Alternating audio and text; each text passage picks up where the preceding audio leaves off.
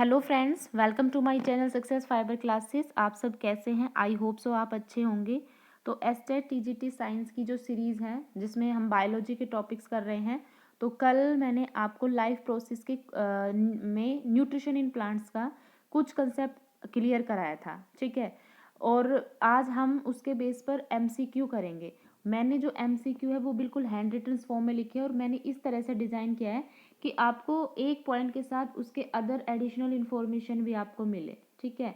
बीच में मैं आप लोगों को कॉन्सेप्ट भी करा रही हूँ, लेकिन पता नहीं क्या मतलब बच्चों के कमेंट आए हैं कि मैम एमसीक्यू प्रैक्टिस करा दो। अरे बेटा, एमसीक्यू भी तो आप तभी कर पाओगे ना जब आपके कॉन्सेप्ट स्ट्रांग होंगे। जब कॉन्सेप्ट ही स्ट्रांग नहीं होंगे तो एमसीक्यू क्या करोगे, है ना।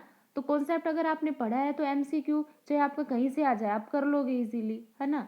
तो बहुत से बच्चों का ये भी कमेंट आता है कि एस्टेट का हमारा पेपर क्लियर नहीं होता, मेरा इतना अटैम्प्ट है, मेरे ये अटैम्प्ट है। तो बेटा वो इसलिए तो क्लियर नहीं होता क्योंकि आप लोग ढंग से पढ़ते ही नहीं हो, है ना। यूट्यूब पे पता नहीं क्या फालतू की वीडियो देखते रहते हो कि 6 to 10 की एनसीईआरटी पढ़ लो हो जाएगा कवर, 6 to 10 की पढ़ लो है हो जाएगा कवर। आपने देखा है यूट्यूब पर एक बात देखी है, हर कोई जीके पढ़ाने लग जाता है हरियाणा की एस्टेट में, हर कोई सीडीपी कराने लग जाता है। अरे भाई तुम सब्जेक्ट कराओ ना, सब्जेक्ट कोई नहीं उठाता। सब बस इंग्लिश करा देते हैं, हिंदी करा देते हैं, वो गिने टॉपिक करवा देते हैं, ठीक है, हरियाणा की जीके करवा देते हैं बस। अरे इन्हीं से ही हो जाएगा क्या क्लियर, है ना। सब्जेक्ट भी तो पढ़ना पड़ेगा ना। तो सब्जेक्ट कोई नहीं पढ़ा रहा, उनसे बोलो सब्जेक्ट पढ़ाए एक बार। तो सब्जेक्ट कोई नहीं पढ़ाता, तो मैं आप लोगों को सब्जेक्ट पढ़ा रही हूँ, ठीक है। तो मैं इस तरह से पढ़ा रही हूँ कि आपका 12th तक का लेवल यहाँ पर क्लियर हो, ठीक है। इसलिए मैं यहाँ पे हैंड रिटन फॉर्म्स आपको नोट्स है वो प्रोवाइड करा रही हूँ, ठीक है। वरना मैं भी आपको स्क्रीन रिकॉर्डर के थ्रू मैं 6 to 10 की एनसीईआरटी कवर करा दूं और मैं थंबनेल पे बड़े बड़े अक्षरों में लिख दूं कि ये पढ़ लो हो जाएगा क्लियर। क्योंकि मेरे को वही झूठी बातें बनानी नहीं आती, क्योंकि मेरे जो सब्सक्राइबर है उन लोगों का मेरे ऊपर ट्रस्ट है, ठीक है, कि मैं उनको इफेक्टिव कंटेंट प्रोवाइड करा रही हूँ। तो जब ट्रस्ट की बात आ जाती है, जब वहाँ जहाँ पे विश्वास की बात आ जाती है ना, वहाँ पे फिर हमें अपनी जिम्मेदारी और अच्छे से निभानी पड़ती है, ठीक है। क्योंकि मैं डेली लाइफ में अपनी जाके देखती हूँ, मैं स्कूल में जहाँ टीचिंग कराती हूँ तो वहाँ पे बच्चों का ट्रस्ट होता है, ठीक है। यही नहीं है कि बस नौकरी ले ली और बस अपने शौक के लिए नौकरी ले ली। वहाँ पे हमारा काम है बच्चों को पढ़ाना, तो पूरी 100% रिस्पॉन्सिबिलिटी के साथ पढ़ाया जाता है, ठीक है। तो चलिए वीडियो को शुरू करते हैं, ठीक है। तो जो भी कैंडिडेट मेरे साथ नए जुड़े हैं, ठीक है, तो वो मैं आप लोगों को बता देती हूँ कि ये जो पीडीएफ है आपको मेरे टेलीग्राम चैनल पर मिल जाएगी। लिंक है वो वीडियो में डिस्क्रिप्शन में गिवन होता है, ठीक है। और वीडियो को देखते हो तो लाइक भी कर दिया करो, है ना। आज के टाइम में जो मतलब जो वीडियो होती है वायरल, वो किस टाइप की वीडियो वायरल होती है, आजकल बच्चे देखते हैं शॉर्टकट्स, ठीक है, कि how to prepare state TGT science, है ना। तो शॉर्टकट्स देखते हैं। तो एक चीज़ बता देती हूँ बेटा, शॉर्टकट से कभी कुछ नहीं होता। शॉर्टकट में फंसोगे तो अपनी ज़िंदगी को ख़राब करोगे, ठीक है।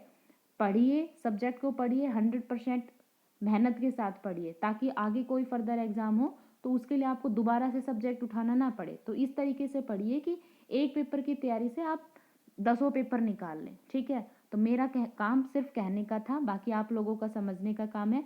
और वैसे भी जो मेहनत करता है शायद लोग बाग उसको बहुत कम पसंद करते हैं, है ना। जो फालतू की इधर उधर की बातें करता है, यूट्यूब पे बकवास सी वीडियो बना देता है, उसको सब पसंद करते हैं, वहाँ पे सबके लाइक होते हैं।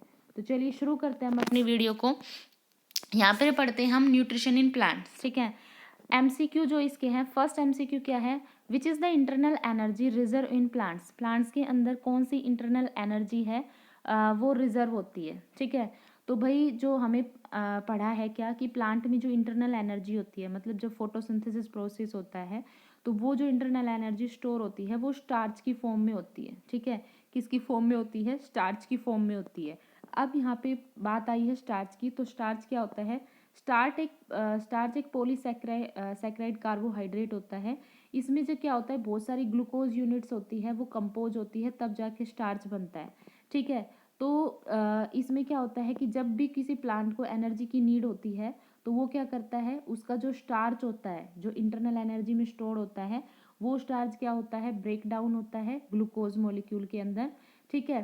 तो इसमें ये आपकी अदर इंफॉर्मेशन थी। दूसरा यहाँ पे ऑप्शन में आया था ग्लाइकोगन, ठीक है। जो ग्लाइकोगन होता है ये एनिमल्स और जो फंजाई होता है ना, उसके अंदर ये एनर्जी की फॉर्म में स्टोर होता है, ठीक है। याद रखना, जो स्टार्च है वो प्लांट में इंटरनल एनर्जी की फॉर्म में स्टोर होता है। एनिमल और फंजाई के अंदर जो एनर्जी की फॉर्म में स्टोर होता है वो ग्लाइकोगन होता है। और जो ग्लूकोज होता है ये एक सिंपल शुगर होता है, ठीक है। और ये क्या करता है, सेलुलर जो रेस्पिरेशन होता है उसमें इन्वॉल्व होता है।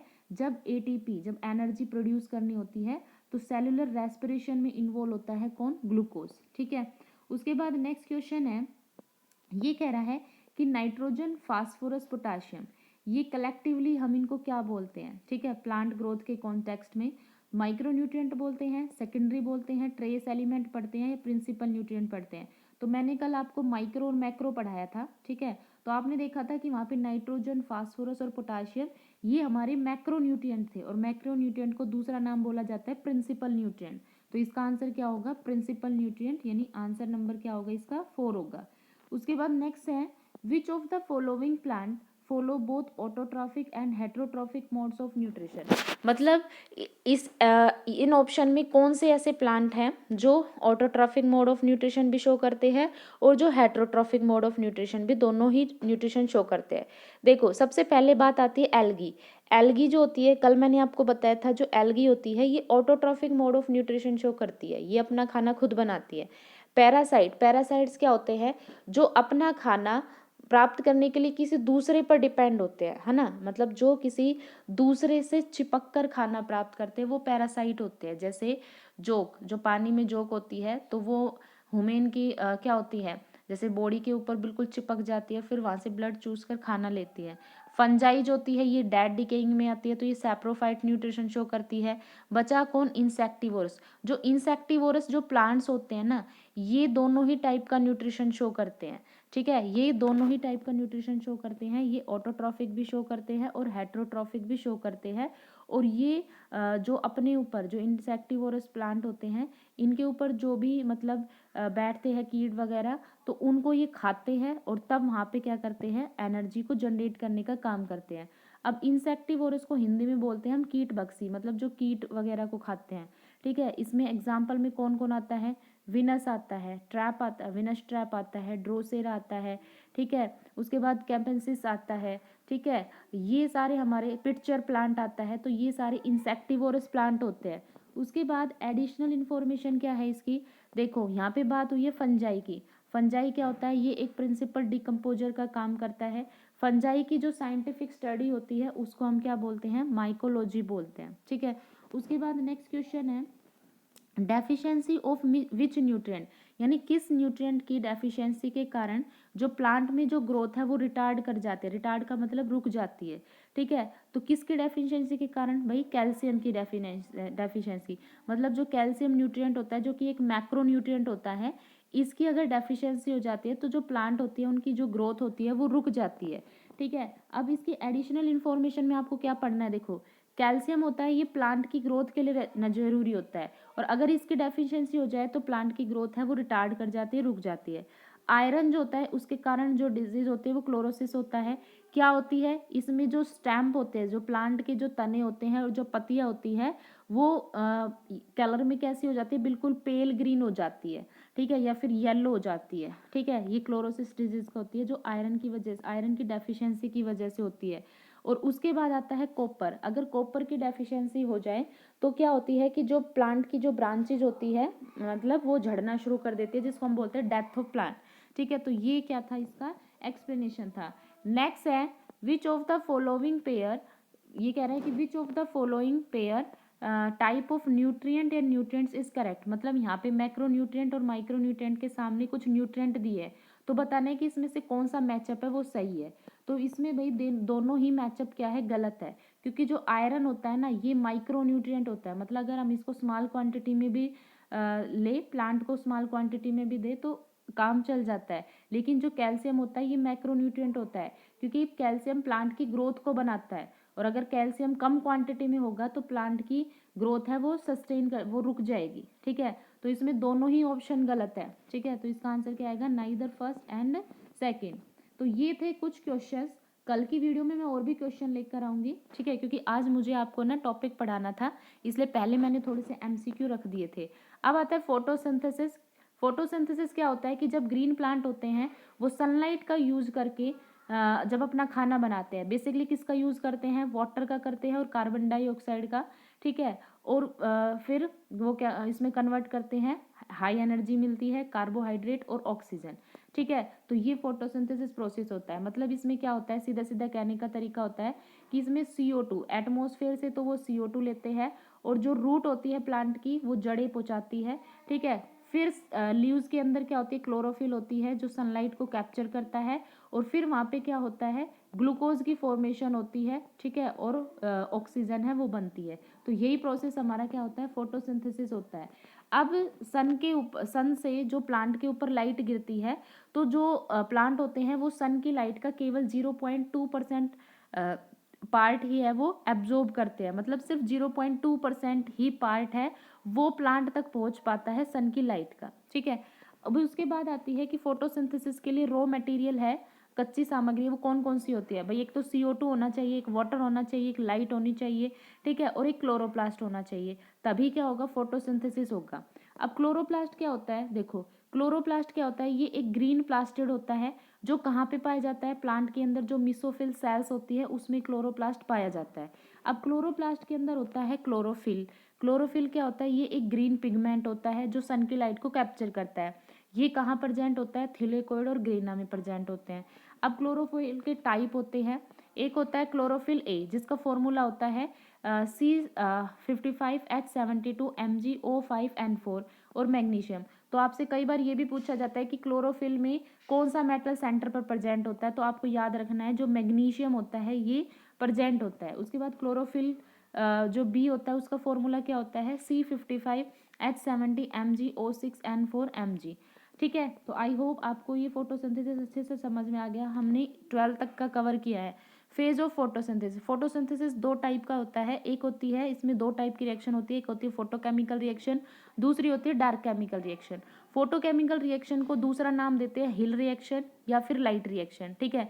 कहाँ पे होती है ये ग्रेना के अंदर होती है, ठीक है। कहाँ पे होती है, ग्रेना के अंदर होती है। और इसके लिए क्या होती है, लाइट जरूरी होती है, क्योंकि अगर लाइट नहीं है तो फोटोकेमिकल रिएक्शन है वो रुक जाएगी, नहीं होगी, ठीक है। नाम से ही पता चल रहा है, फोटो मतलब जहाँ पे लाइट की नेसेसरीमेंट हो जाती है। उसके बाद सेकंड जो फेज होता है फोटोसिंथेसिस का वो डार्क केमिकल रिएक्शन होती है। डार्क केमिकल रिएक्शन का दूसरा नाम ब्लैकमन रिएक्शन भी होती है। इस रिएक्शन के लिए लाइट की ज़रूरत नहीं होती, ये अंधेरे में भी हो जाती है। और ये कहाँ पर होती है, ये स्ट्रोमा के अंदर होती है, ठीक है। आई होप आपको ये चीज़ समझ में आई होगी। उसके बाद जो फोटोकेमिकल रिएक्शन होती है, ठीक है, मतलब जब लाइट पड़ती है तो वहाँ पे क्या क्या प्रोडक्ट फॉर्म होते हैं, ATP की फॉर्म में एनर्जी बनती है, NADPH2 बनता है, ऑक्सीजन बनती है और इलेक्ट्रॉन है ये निकलते हैं, ठीक है। तो ये इसके प्रोडक्ट होते हैं किसके, फोटोकेमिकल रिएक्शन के। अब आता है कि फोटोसिंथेसिस पर कौन कौन से फैक्टर अफेक्ट करते हैं। तो सबसे पहला फैक्टर आता है CO2 का। अगर हम CO2 की स्मॉल क्वांटिटी भी इंक्रीज कर दे तो फोटोसिंथेसिस इतना ज़्यादा डिपेंड करता है CO2 पे कि अगर हम इसकी स्मॉल क्वांटिटी भी अगर हम बढ़ा देते हैं तो फोटोसिंथेसिस की रेट इंक्रीज हो जाती है। लेकिन अगर हम एकदम से इंक्रीज कर दे CO2 को तो वहाँ पे फोटोसिंथेसिस की रेट है वो घट जाती है, ठीक है। दूसरा फैक्टर कौन अफेक्ट करता है इस पे, टेम्परेचर। अब देखो टेम्परेचर अलग अलग के लिए अलग अलग होती है। अगर C3 प्लांट्स है तो उसके लिए जो टेम्परेचर रिक्वायरमेंट होता है वो 10 डिग्री से 25 डिग्री होता है। लेकिन C4 प्लांट के लिए जो टेम्परेचर होता है वो 30 से 40 डिग्री की रेंज में जरूरी होता है। उसके बाद अगर टेम्परेचर डिक्रीज हो जाता है तो फोटोसिंथेसिस प्रोसेस भी क्या करता है, डिक्रीज कर जाता है। उसके बाद नेक्स्ट है वाटर। वाटर कैसे इफेक्ट करता है, देखो अगर CO2 का एब्जॉर्प्शन डिक्रीज होगा तो फोटोसिंथेसिस की रेट है वो भी डिक्रीज होगी। क्यों होगा, देखो क्योंकि जब एक्सेसिव ट्रांसपैरेशन हो जाएगा। ट्रांसपैरेशन क्या होता है, जब पत्तियों से मतलब जो प्लांट है पानी एब्जॉर्ब करते हैं तो उसमें से केवल 5% पानी ही वो एब्जॉर्ब करते हैं और 95% पानी वो निकाल देते हैं। लेकिन अगर ट्रांसपैरेशन बहुत ज़्यादा हो जाए, यानी वाटर ट्रांसपैरेशन होता है वाटर का रिमूव होना, ठीक है। तो अगर ट्रांसपैरेशन बहुत ज़्यादा हो जाएगा तो आपको पता है कि वाटर की प्रेजेंस में ही जो लीव्स में जो स्टोमेटा होते हैं, जो छोटे छोटे होल्स होते हैं वो खुलते बंद होते रहते हैं। अगर ट्रांसपेरेशन डिक्रीज हो गया तो जो स्टोमेटा होंगे, जो स्मॉल होल्स होंगे, वो क्या हो जाएंगे, बंद हो जाएंगे। और अगर बंद हो जाएगा तो CO2 का एक्सचेंज नहीं होगा, यानी CO2 क्या करेगा, CO2 का जो एब्जॉर्प्शन है वहाँ पे रिड्यूस हो जाएगा और फोटोसिंथेसिस की रेट क्या करेगी, डिक्रीज कर जाएगी। उसके बाद कुछ मिनरल्स होते हैं जो फोटोसिंथेसिस को अफेक्ट करते हैं, जैसे आयरन हो गया, कॉपर हो गया, मैग्नीज हो गया। तो ये क्लोरोफिल की फॉर्मेशन के लिए ज़रूरी होते हैं। अगर इनकी अवेलेबिलिटी बहुत कम हो गई तो फोटोसिंथेसिस की जो रेट है वो भी क्या करेगी, डिक्रीज हो जाएगी। ठीक है, तो आई होप आपको ये फोटोसिंथेसिस अच्छे से समझ आ गया होगा। कल फिर जो न्यूट्रिशन है उसमें जो टाइप्स हम पढ़ रहे थे हेटेरोट्रॉफिक, ये हम नेक्स्ट क्लास में करेंगे और प्लस इसके MCQ भी हम प्रैक्टिस करेंगे। आई होप आपको वीडियो अच्छी लगी है। वीडियो अच्छी लगी है तो चैनल को ज़्यादा से ज़्यादा लाइक कीजिए, शेयर कीजिए, सब्सक्राइब कीजिए। Thank you very much.